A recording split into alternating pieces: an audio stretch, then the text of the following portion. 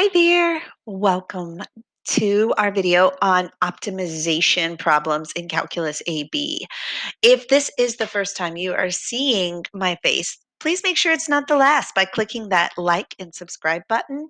That way you'll get a notification every time a new video is posted that can help you. So today we're going to be looking at these optimization problems, and I think it's worth our time to talk about just kind of a general approach to solving optimization problems. And first of all, the first step is we want to determine the quantity that has to be maximized or minimized. So the whole idea of optimization is to maximize or minimize some aspect of a problem. And that's important that we determine that first.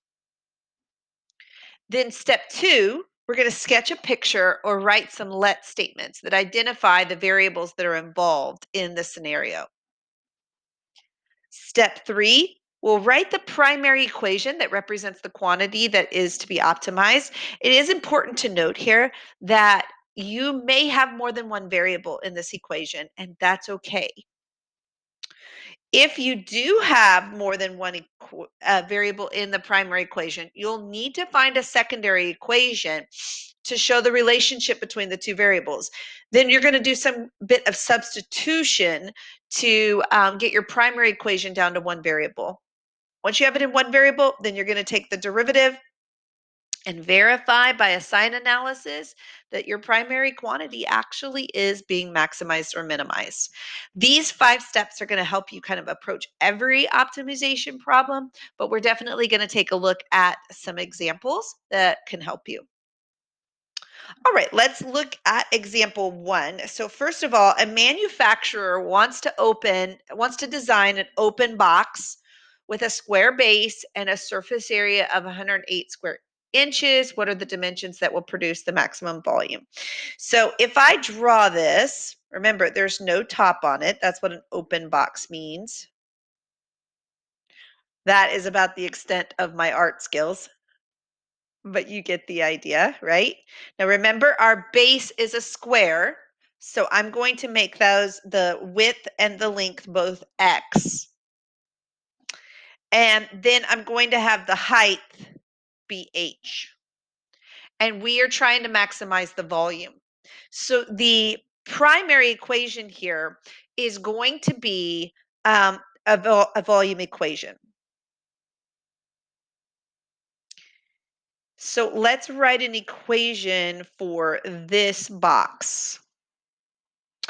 We've got that the volume would be the area of the base, that would be x squared times h. Notice that my primary equation has actually 3 variables, and I need to get it down to just 2 before I take the derivative. So I was also told that the surface area was 108. So that's going to be my secondary equation. So surface area, remember, is the sum of all the area of the faces. So think about your face on the bottom. That area is x squared. And then you have all of these faces around the sides. 1, 2, 3, 4. You have 4 of the faces around the sides, and they all have an area of x times h. And again, there are 4 of them. Now we are told this surface area is a fixed value, so it is 108. And again, this is my secondary equation, so I'm going to solve it for h so that I can sub it in here so that my primary equation only has one variable now. So I'm going to subtract the x squared. Then I'm going to divide by the 4x.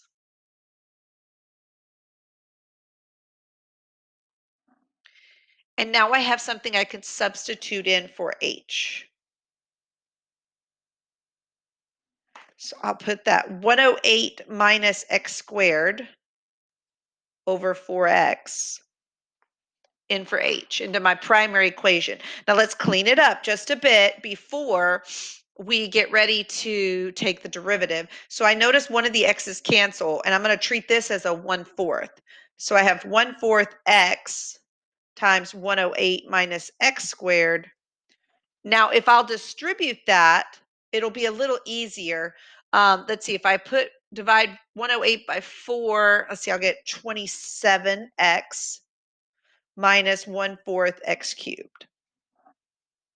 All right, now I'm ready to take the derivative. So I'm going to do the dv dx, derivative of the volume with respect to x, and I get 27 minus 3/4 x squared. Let's find our critical points by setting the derivative equal to 0. So you can move the 27 over and then flip your negative 3/4 and multiply by the other side. So I get 36 equals x squared. So x is 6. Now let's just do a little sign analysis to make sure this is a maximum, not a minimum. So I'm going to do a number line for the volume, and I'm going to put 6 on it.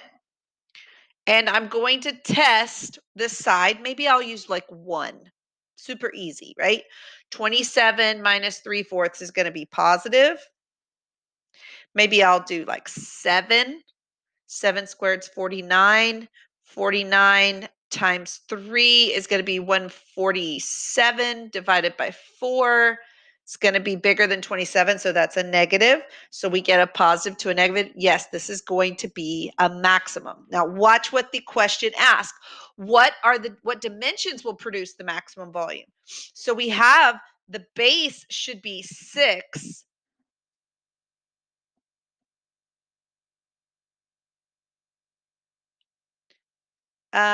Inches, and the height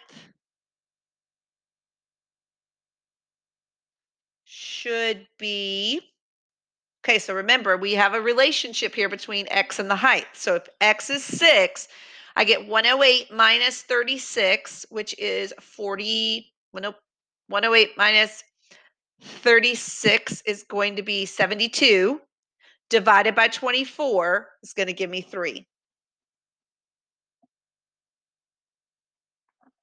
Okay, and then it wants to know the maximum volume.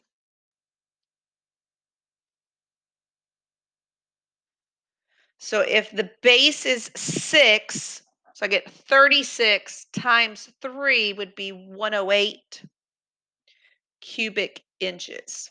Okay.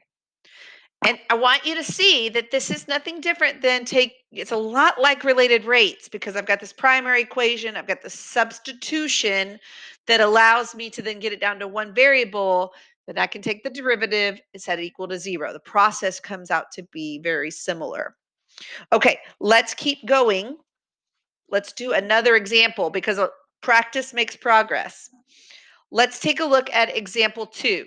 Now, a box has to be built from a rectangular piece of cardboard that's 25 centimeters wide, 40 centimeters long, by cutting out a square from each corner and then bending up the sides.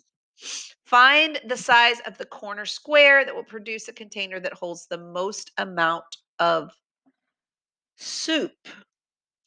Not sure why you would put soup in a cardboard box, but that's beside the point. We'll go with it. Okay. So remember, we have a rectangular piece of cardboard, and we're going to cut a square out of each side, each corner. Let's call the dimension of that cut just X. Okay. And then we're going to fold it up. I'm going to show you with a piece of paper. We'll fold it up, right, on each of those sides. Something like that, so that we would get a box, right? And we would do it on the other side as well. So let's think about the dimensions of my box, okay? My dimensions of my box, I'm going to put in red here. This is the base of the box that I have here. So my cardboard is 25 by 40. But you'll notice my 40 is being cut by X and being cut by X. So this dimension, after it's folded, is 40 minus 2x. The same with my width. It's 25, but I'm going to cut an X out of it. I'm going to cut another X out of it. So my new width after it's folded is 25 minus 2X. Now we want to maximize the volume. So we need to write an equation for the volume. Okay, so the volume of a box would be length times width times height.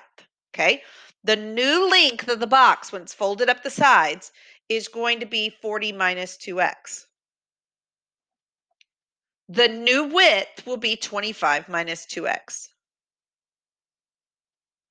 And the height will be just the x, because remember, think about those little flaps are going to fold up.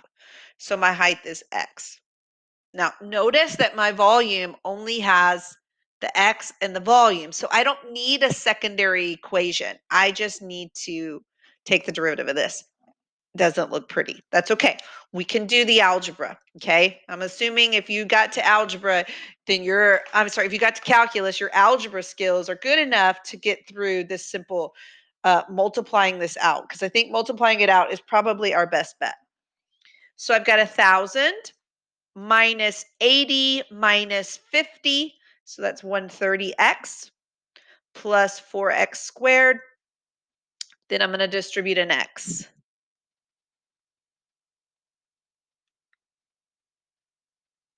And now I can do the derivative. So let's do dv dx. I get 1,000 minus 260x plus 12x squared. And now I'm going to set it equal to 0. It looks like I can factor out a 4 at least, right? So I've got 3x squared minus, let's take a 4 out of this, so that'll be 65. Yeah. And now we're ready to factor. I got 3x minus 50 and x minus 5. So double check that there. I did it on my notes earlier. And so I'm going to, then I'm going to set those both equal to 0. I'll get that x is 50/3 or 5. So because I got two solutions here, I'll have to definitely check and see which one's going to produce the maximum. So let's do a quick number line on this. With my velocity prime, I'm going to put my 5. I'm going to put my 50/3. Remember, I'm testing in my my volume equation. Let's put in 1. Pretty easy. 1,000 minus 260 is 740 plus 12, still positive. Let's do 10. 10 will be easy in here. So 1,000 minus 2,600 is negative 1,600 plus 1,200 is still negative 400. And this one also would be positive. So my maximum volume comes when the side of the corner is X. So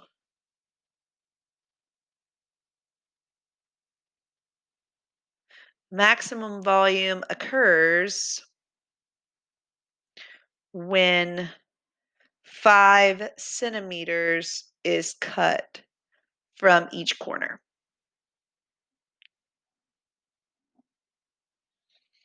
Okay, let's look. I've got 2 more here for us. So the first one, a rectangular page is to contain 24 square inches of print. The margins at the top and bottom of the page are to be 1.5 inches, and the margins on the left and the right are to be 1 inch. What should the dimensions of the page be so that the least amount of paper is used? All right, let's draw a picture here. So we know that the area of the page that contains print, we'll call this X and Y. This is our print. That's supposed to have 24, okay? And then we have margins on the outside of that.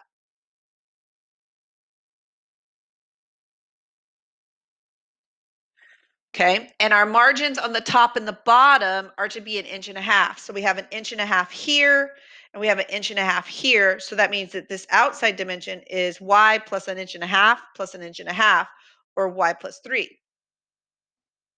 My left and right margins are to be 1 inch, so that means I have 1 inch here and 1 inch here. So this outside one would be x plus 2. Okay, now what are we trying to, we're trying to minimize, right? We want to minimize the area of the outside. Okay, so we want to, area is minimized is what we're looking for. So let's do the primary equation, which would be our equation for the area. And that would be my x plus 2 times my y plus 3. Okay, because I have more than one variable, I've got to go get a secondary equation. That's why I was told the 24 square inches of print. So I know that x times y has to be 24. Now, let's go ahead and solve for one of the variables. I'll solve for y here. And we'll make that substitution in the area equation. So let's see, my area becomes x plus 2 times 24 over x plus 3. Now let's go ahead and multiply that out before I take the derivative. Makes it a little bit easier. X times 24 over x gives me 24 plus 3x plus 48 over x plus 6. Or I get 30 plus 3x plus 48 over x. All right, now we're ready to take the derivative now that we've gotten it down to one variable. So area prime is going to be 0. 3x, derivative of 3x is 3. And then the derivative of 48 over x would be minus 48 over x squared. Now set this equal to 0. You can move your 3 over and then cross multiply. Then we divide by the 3. You can see I'm going to get that x is 4. Okay, don't forget to check it with your number line just to verify there's a sign change there. Put 4 on there. We'll do 1, pretty easy. So 3 minus 48 would give you a negative. I'm sorry, we're trying to verify there's a minimum there. Then we'll put 5. 3 minus 48 over 25, which is a little bit bigger than 1. So we'll get a positive there. So we do get a minimum. Okay, so the minimum occurs when the page is 4 for x, which would be 4 inches by, now we need to know what would the y have to be. So remember our relationship, xy equals 24. If x is 4, then y would be 6. All right, one more example here for optimization. A rectangle is bounded by the x and y axis, and they even gave us a picture here. And the graph of y equals 3 minus 1/2 x. What length and width should the rectangle have so that the area is maximized? So we're trying to maximize area. So let's begin with the relationship, an equation, a primary equation that relates the area of this rectangle. So you'll notice that this x here, this length, the width of the rectangle is x, and the height is y. Okay, then they gave us a secondary equation. So we're going to use this for y. We'll make that substitution. I'm going to go ahead and distribute it to make it a little bit easier before I take the derivative. Now I'll take the derivative, which gives me 3 minus 1/4 x. Oops, 3 minus 1x. And so I set it equal to 0. And I get that x is 3. Now, let's verify that this is in fact a maximum. We'll do our number line with area prime, put the 3 on there. Let's plug in 1. 3 minus 1 is positive. Let's do 4. 3 minus 4 is negative. Okay. So the area is maximized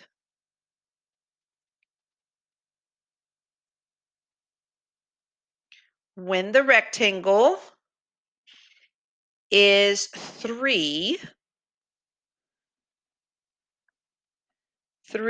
by, okay, now we've got to go figure out what y is when x is 3. So I've got 3 minus 1/2 times 3. So 3 minus 3/2 or 3/2. So I hope this helps you with optimization. As always, if you have any questions or comments, please leave them in the comments below. I'd love the opportunity to help you with those. Don't forget to hit the like and subscribe button. That way you get a notification every time a new video is posted. Bye for now.